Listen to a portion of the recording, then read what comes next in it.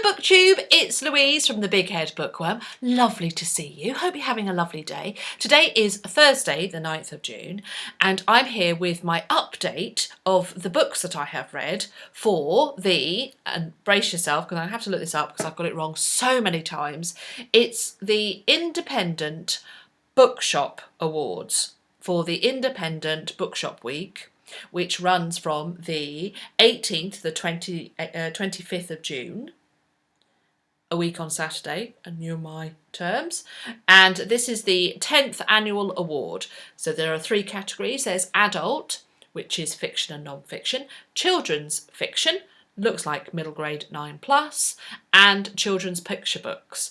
I am attempting to read all 12 of the children's books before the winner is announced next Friday. So a week tomorrow, which is the 17th, the winner will be announced, and I aim to have read all of them by next Thursday and then do a quick little video telling you which is my top 3 and which one I think is going to win.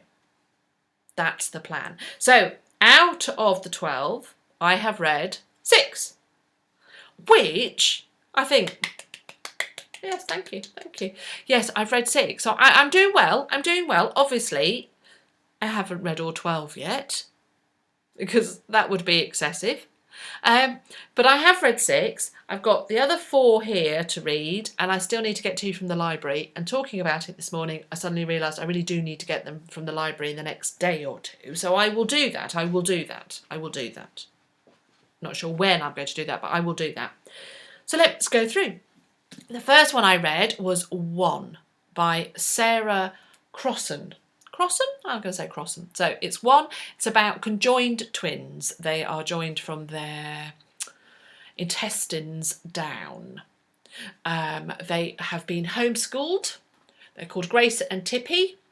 They are no longer able to be homeschooled. They must venture into the world, a world of stares, sneers and cruelty. Will they find more that? Will they be able to find more than that at school?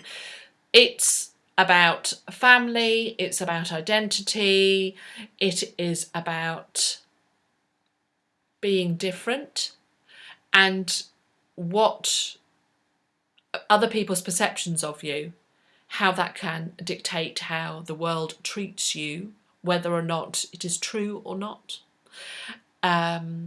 It's about growing up, it's about change. It's wonderful.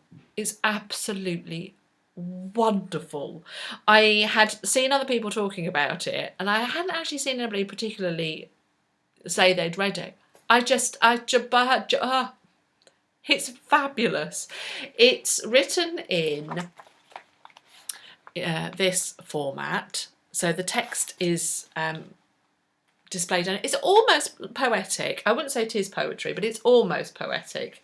And that slowed down my reading, which when I have to do that, as somebody who is a very fast reader, when I have to slow it down, sometimes I can find that distracting. But once I got into the pattern of it, and it was a pattern, then the rhythm carried me even further into the story. I was about halfway through and I was disappointed. I had a little bit of a disappointment, a little bit of a pang as to where the story's went. I was like, oh, it's a shame it's focusing on that. But I understand why, because of the age range it's written for. And it's not written for an adult audience. It's written, I would say, teenage, 11+ rather than 9+.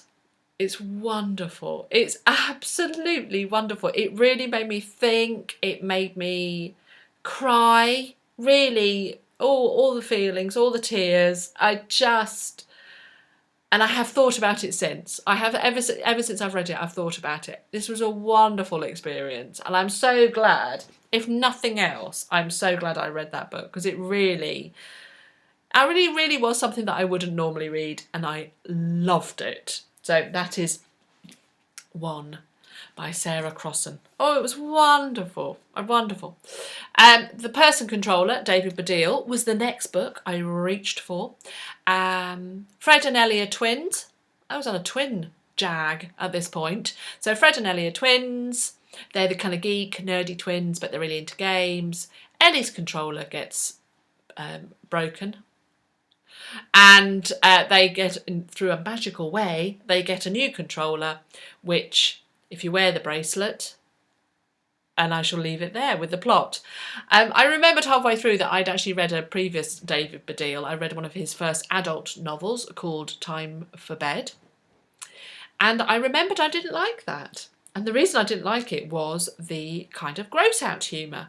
And full of gross out humour, which is not my thing. Okay, I'm not the target audience of this. Oh no, I'm not 9. But gross out humour isn't my thing. So I was kind of eye rolling about that and kind of, one step removed. That's how I felt, one step removed. And then I just got so angry. I got so angry with the gender stereotyping. All the push that BookTube is about, book bloggers about. There's so much push about looking for diversity, not saying that boys do this and girls do that. And then, oh, David, I just got really fed up. I really did. I got really cross.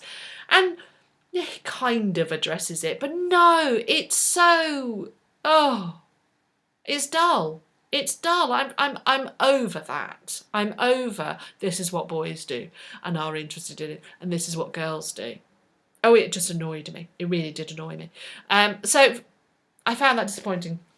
I read it, and I'm really in two minds as to whether to say to Benedict that he should read it, because I kind of don't want to reinforce those stereotypes. He probably will enjoy the book because a lot of it's about gaming and it's about Minecraft and it's about Skylanders, and he likes that. But at the same point, I want to be broadening what his idea of what a boy could be, not narrowing it. So I got cross about that. So to cheer myself up, I read The Rest of Us Just Live Here by Patrick Ness, which is about takes a good, fun, long look at the trope of the chosen one, not superheroes like I thought, but the chosen one, which is like Buffy. So it's Buffy the Vampire Slayer. So it's taking that idea of the teenager that has to deal with the portal to the underworld opening up, and the undead comes out whilst they're, during the prom. It's that kind of thing. It really does poke fun of that. It made me laugh. And not many books make me laugh, but I just thought this was really funny. It really made me laugh. And it also has, the main character has OCD, so it's quite interesting to have the kind of juxtaposition of that, and that was good. And then we talked a lot about anxiety and about OCD, and I enjoyed that. I thought that was really good, and I really found the humour. I thought that was very good. The storyline sags. That's my problem with it. The storyline does sag somewhat, and I think it gets 2/3 of the way through, and come on. Yeah, so that was an issue, but I did really enjoy it, and it did pick me up after the person controller. I'm towards the end, I was like, come on, and I don't think the resolution is very good, but that's just my view. But I would recommend it, not as a serious book, but I loved the idea and how he played with the chosen one trope. I thought that was great. I then picked up A Whistling in the Dark by Shirley Hughes, which is set in London 1940 in the Blitz, and it's Joan and best friend Doreen. I got about 75 pages through. It's written nice big font, and I gave up. I must admit, it's a DNF for me. I'm quite happy to DNF books, let's be honest, but because I was reading for this award, I thought, no, I shall read. I shall plough through. But honestly, it was sucking the soul out of my life. It was tedious. It's very one-paced. It's very dreary.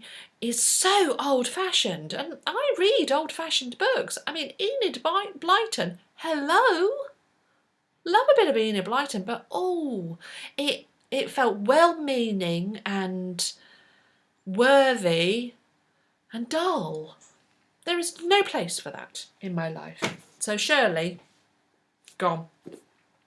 To jolly myself up, I picked up Pugs of the Frozen North by Philip Reeve and Sarah McIntyre, because I wanted something a bit light-hearted and silly, and I thought this looked light-hearted and silly. It is light-hearted and silly and brilliant. Absolutely superb. It's a little hardback book, and it's about the race to the top of the world. I'm not going to go into the plot of it because it really unfolds so nicely, and I hadn't even read the back of this particularly before I picked it up, and I really benefited from that because I was just it feels like a modern myth and fairy tale. I mean, I don't know if it is a retelling of a fairy tale, but it just felt like that. The illustrations, every page is illustrated beautifully by Sarah McIntyre. The story is fun and it made me laugh. And I read bits out, even though it's silly. I was reading bits out because they were making me laugh, and it is joyful. It is joyful. It's called Pugs of the Frozen North. We've got a beautiful, nice, hot, sunny day here. Not the day for it. It's definitely a book to read in winter. I read it on a kind of cold-ish, overcast day, which is probably the best I could do. I loved it, and some of the pages I was really, look at that. It's got that kind of Scandinavian illustrations and feel about it. Oh, it's brilliant. Oh, it is absolutely brilliant. So I'm so glad I read that. The last one I've read so far is The Boy Who Sailed the Ocean in an Armchair by Lara Williamson. Beckett Rumsey, what a name, is all at sea. His dad has run away with him and his brother Billy in the middle of the night, and they've left everything behind, including their almost mum, Pearl. Beckett has no idea what's going on. It's a mystery. So Billy's 7, Beckett is 10, 11, and their daddy up sticks one night with them, and they go in a new flat, which isn't their home and doesn't feel right, and it is about how they sort that out, and how you discover why he's left, and the mysteries behind it. Their mum has died a while ago, so it's about saying goodbyes. It's about finding your place. I found it hard work. There was the whimsy in it, and the magical. Yes, there is a nice magical element, but the whimsy in it, I don't know who it's written for. There was a lot of times I was thinking, well, I'm not the audience for this. I'm not who she's imagining is going to read it. Or is she imagining that I would read it to my son? But though it's written in a way that he could read it, but I don't think he would want to. So is it for older? But then perhaps it's for kind of 12-year-olds, but I just can't see 12-year-olds reading it. And the voices just weren't clear.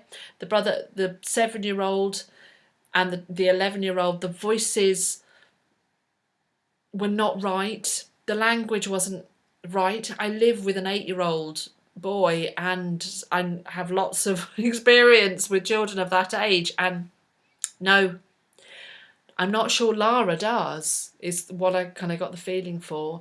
And the story, I didn't really care. I started skim reading it to get through it, basically, because it was enough that I'd get through it. And towards the end, I could see a few more feelings. I felt a few more feelings occurring, but so it picked up towards the end.